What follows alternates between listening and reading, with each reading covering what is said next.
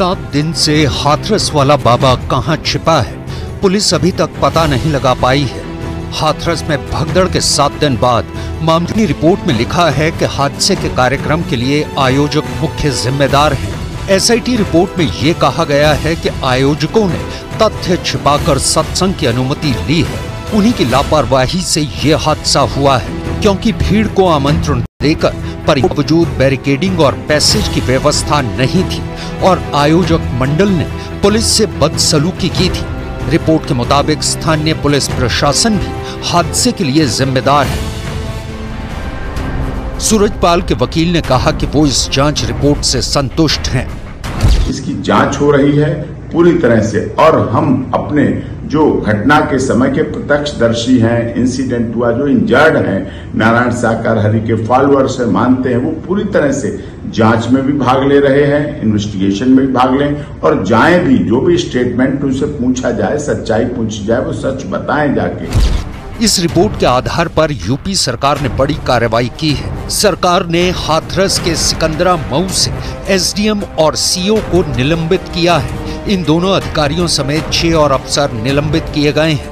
लेकिन सांसद चंद्रशेखर आजाद ने कहा है कि बाबाओं को बचाने के लिए अधिकारियों पर एक्शन लिया जा रहा है। ऐसा लगता है इन बाबा को इसलिए बचाया जा रहा है क्योंकि बहुत सारे बाबा इस काम कर रहे हैं। अगर एक बाबा पे कार्रवाई होगी तो आने वाले कल में दूसरे बाबाओं पे भी कार्रवाई होगी। ऐसे बाबाओं पे और ऐसे जो है लापरवाह अधिकारियों पे सब पे कार्रवाई। बाबाओं के साथ देश चलाओगे तो फिर यही घटना होगी। मैं लोगों से अपील करूंगा कि बचे अंधविश्वास पाखंडवाद से। बाबा सूरजपाल इतने बड़े हादसे से साफ बच निकला हो, लेकिन संत समाज ने उसके खिलाफ मोर्चा खोल दिया है। अखिल भारतीय अखाड़ा परिषद ने सूरजपाल जैसे बाबाओं को फर्जी संत घोषित करने का ऐलान किया है। प्रयागराज के तीर्थ पुरोहितों ने नारायण साकार हरि को पाखंडी बताते हुए जनवरी 2025 में आयोजित होने वाले महाकुंभ मेले में प्रवेश न करने का है। इस सुनवाई के लिए तैयार हो गया है। इसके लिए कोर्ट में याचिका दी गई है, जिसमें हाथरस मामले की स्वतंत्र जांच कराए जाने की मांग की। हाथरस में हुए हादसे पर यूपी की योगी सरकार ने एक्शन ले लिया है। अब इस कार्रवाई पर सरकार के सहयोगी ने सहमति जताई है। योगी सरकार में ओपी राजभर की जांच कार्रवाई हुई है। तो वहीं केंद्रीय मंत्री रामदास आठवले ने कहा है कि किसी भी दोषी को छोड़ा नहीं जाएगा। देखिए, जांच रिपोर्ट जो आई है, जांच रिपोर्ट के आधार पर कार्रवाई हुई है। अगर विपक्ष संतुष्ट नहीं है तो वो लिख के दे दे, जिससे जांच कराने को, जिससे संतुष्ट हो उसको लिख के दे दें, उससे जांच करा दिया जाए। सरकार एक कदम भी पीछे नहीं है, जांच के लिए हर तरह से तैयार है। जिस भी एजेंसी से वो जांच चाहते हैं उस एजेंसी से जांच करा दिया जाएगा। जो जांच रिपोर्ट आएगी, जो दोषी होगा उसके खिलाफ कार्रवाई होगी। रिटायर्ड जज की अध्यक्षता में जो कमेटी बनी है, तो उस कमेटी का रिपोर्ट अभी आएगा और मुझे लगता है कि भाई ये हादसा इतना बड़ा है कि इसमें किसी को छूट नहीं मिलेगी। लगातार मतलब 12-13 जो आरोपी उनको अरेस्ट कर दिया है, लेकिन बाबा के संबंध में जो भी अभी रिपोर्ट आएगी, मतलब कानून से कोई ज्यादा बड़ा नहीं होता है। अगर रिटायर्ड जज की कमेटी का रिपोर्ट जो आएगा, उसमें जो दोषी है उनके ऊपर कार्रवाई करने की सूचना अगर उनसे मिलेगी तो माननीय योगी आदित्यनाथ जी कार्रवाई करने के लिए तैयार है। हाथरस में भगदड़ कांड के बाद से ही बाबा सूरजपाल फरार है। एक तरफ बाबा के अनुयायी और सेवादार भक्ति दिखा रहे हैं, तो वहीं दूसरी ओर साधु संत समाज में बाबा के खिलाफ जबरदस्त गुस्सा है। साधु संतों की सबसे बड़ी संस्था अखिल भारतीय अखाड़ा परिषद ने बाबा सूरजपाल जैसे बाबाओं को फर्जी संत घोषित करने का ऐलान किया है। तो वहीं संगम नगरी प्रयागराज के तीर्थ पुरोहितों ने भी सूरजपाल बाबा को ढोंगी बताते हुए जनवरी 2025 में आयोजित होने वाले महाकुंभ मेले में प्रवेश न करने देने का अल्टीमेटम दिया है।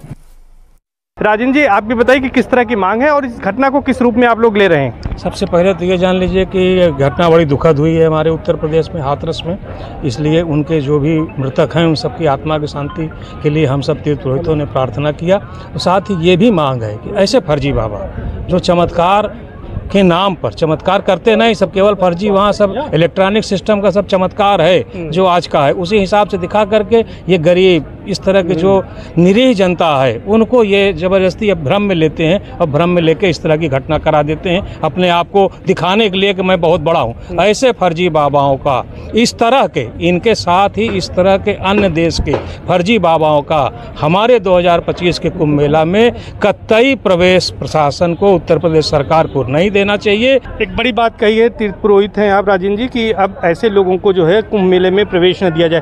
क्या नाम है आपका और क्या चाहते हैं? सूरजपाल कोई चमत्कारिक बाबा हैं कि ढोंगी हैं, क्या है पूरा? ये एकदम ढोंगी हैं, कुछ नहीं इनको है, बस केवल भौकाल बनाकर आदमी को चूतिया बनाते हैं, इकट्ठा करते। आज 150 आदमी मर गए हैं भाई साहब, जिसके घर के चले गए हैं उनकी आत्मा से पूछो।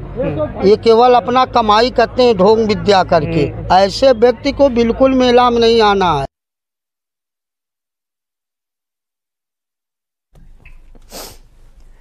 अयोध्या के कई जनप्रतिनिधियों ने लखनऊ में सीएम योगी से मुलाकात की है। मेयर महंत गिरीशपति त्रिपाठी, जिला पंचायत अध्यक्ष रोली सिंह और बीजेपी के जिला अध्यक्ष संजीव सिंह ने सीएम योगी से मुलाकात की। सीएम आवास पर मुलाकात के दौरान अयोध्या के विकास पर चर्चा हुई है। चर्चा के दौरान की तस्वीरें आप देख रहे हैं। ब्रेक के बाद स्वागत है आपका। मुख्यमंत्री योगी आदित्यनाथ ने पीलीभीत में बाढ़ के हालात का जायजा लिया है और आइए आपको तस्वीरें दिखाते हैं मुख्यमंत्री योगी आदित्यनाथ की हवाई निरीक्षण के दौरान की उनकी तस्वीरें आप इस समय देख सकते हैं टेलीविजन स्क्रीन पर। सीएम योगी ने हवाई सर्वे किया है। पूरनपुर तहसील क्षेत्र के चंदिया हजारा में बाढ़ राहत शिविर जाकर बाढ़ पीड़ितों से उन्होंने मुलाकात की है, राहत सामग्री उनको बांटी है। बता दें आपको कि पीलीभीत में पिछले कई दिनों से बाढ़ का कहर जारी है। लाखों की आबादी वाले लोग इस समय बाढ़ का दंश झेल रहे हैं। अब तक 1500 से ज्यादा लोगों का रेस्क्यू किया गया है। बाढ़ की गंभीरता को देखते हुए एयरफोर्स ने मोर्चा संभाला हुआ है। हेलीकॉप्टर से लगातार रेस्क्यू ऑपरेशन को अंजाम दिया जा रहा है। बाढ़ में फंसे हुए लोगों को सुरक्षित स्थान पर हेलीकॉप्टर की मदद से पहुंचाया जा रहा है। ये दो तस्वीरें आपके टेलीविजन स्क्रीन पर। आज ये मुख्यमंत्री योगी आदित्यनाथ का कार्यक्रम तय था कि आज बाढ़ प्रभावित इलाकों में जाके लोगों से मुलाकात करेंगे, उनको राहत सामग्री वितरित करेंगे, साथ ही हवाई सर्वे भी करेंगे। हवाई सर्वे के दौरान की तस्वीरें आप देख सकते हैं किस तरह से जलमग्न हो रखा है उत्तर प्रदेश का ये बड़ा हिस्सा। उत्तर प्रदेश ही नहीं बल्कि देश भर के कई राज्यों में हालात ऐसे ही बने हुए हैं। मानसून ने कहर बरपाया है। मानसून ने पूरे देश में कई राज्यों में बाढ़ के हालात पैदा कर दिए हैं। हवाई सर्वे अपने राज्य का कर रहे हैं मुख्यमंत्री योगी आदित्यनाथ, जहां पर लोगों से भी उन्होंने मुलाकात की है। राहत शिविर जो प्रशासन की तरफ से बनाए गए हैं, जहां पर खाने पीने का सामान, रहने की जगह लोगों को दी गई है। एयरलिफ्ट लोगों को किया जा रहा है, सुरक्षित स्थान पर लोगों को पहुंचाया जा रहा है। वहां पर भी पहुंचे मुख्यमंत्री योगी आदित्यनाथ और अधिकारियों को, लोगों को हर सुविधा देने के निर्देश दिए हैं।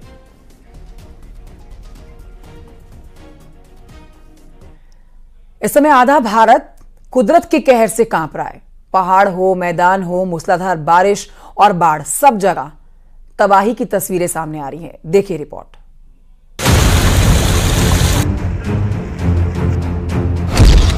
कुदरत के कहर की डराने वाली तस्वीरें।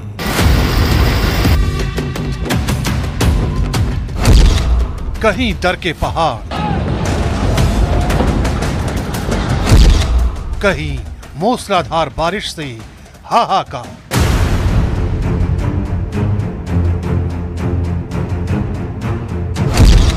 मौसम के रौद्र रूप से कांपा आधा भारत।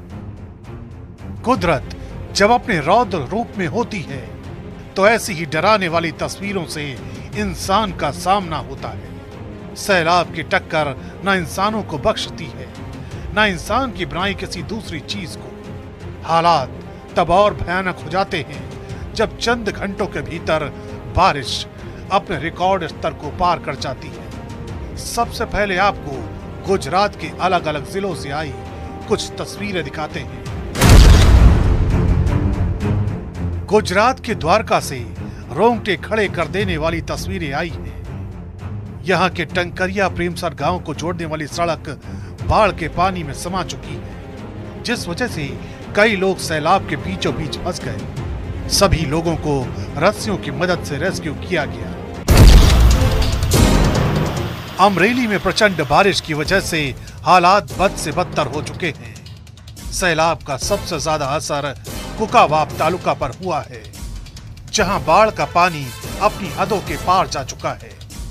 लोग जान जोखिम में डालकर नदी पार करने को मजबूर हैं, जबकि बीच सड़क पर उमड़े सैलाब की वजह से ये कार भी फंस गई है, जिसे कड़ी मेहनत के बाद निकाला जा सका।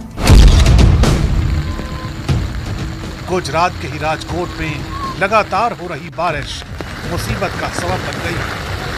ये तस्वीरें पापाटपारा की हैं, जहां मूसलाधार बारिश की वजह से नाला किसी दरिया में तब्दील हो गया है, जिस वजह से कई गाड़ियां बीच रास्ते में फंस गई और लोगों को आने जाने में खासी दिक्कतों का सामना करना पड़ रहा है।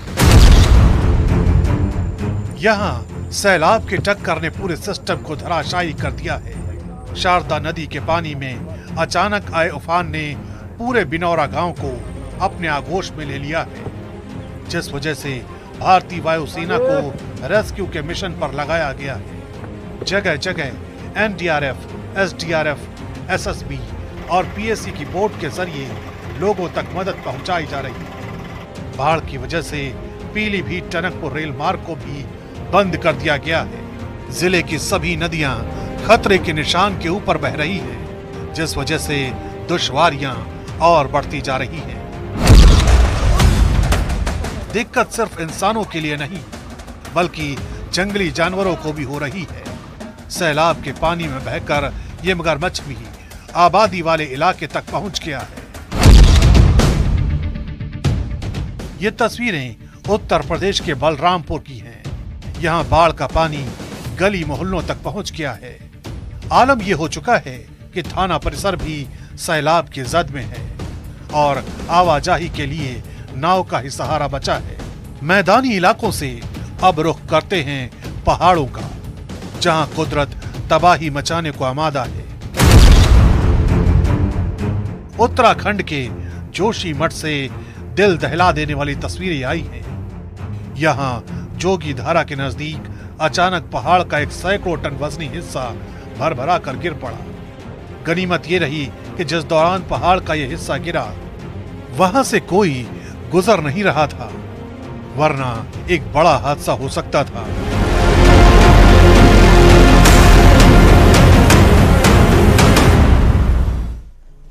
और ये बढ़ते हैं आगे। न्यूज 18 ने धरती को हरा भरा रखने के लिए प्रोजेक्ट 1 ट्री के नाम से मुहिम शुरू की है। इसका मकसद सभी को एक पेड़ लगाने के लिए प्रेरित करना है। देश की कई बड़ी हस्तियां न्यूज 18 की इस खास पहल का हिस्सा बनी हैं। बजाज ऑटो के सीईओ और मर्सिडीज बेंज के एमडी और सीईओ ने भी न्यूज 18 की मुहिम की तारीफ की है। तो न्यूज 18 की मुहिम से आप भी जुड़ें और एक पेड़ जरूर लगाएं। Congratulations to you for this initiative. Certainly, whether it's on our campus here or whether it's in terms of our CSR activities, we do what we can for, if I may call it, green cover, conservation, environment, not just trees, but for water, for example, etc. But beyond that, I would say, especially because today we have launched the Bajaj Freedom, the world's first CNG motorcycle. So I'm reminded of the words of Microsoft, their objective was to put a computer in every home. Inspired by your project, I feel like saying perhaps our objective should be to put one clean fuel vehicle, be it CNG or electric, in every home of this country so that every child can exercise his or her fundamental right to clean air.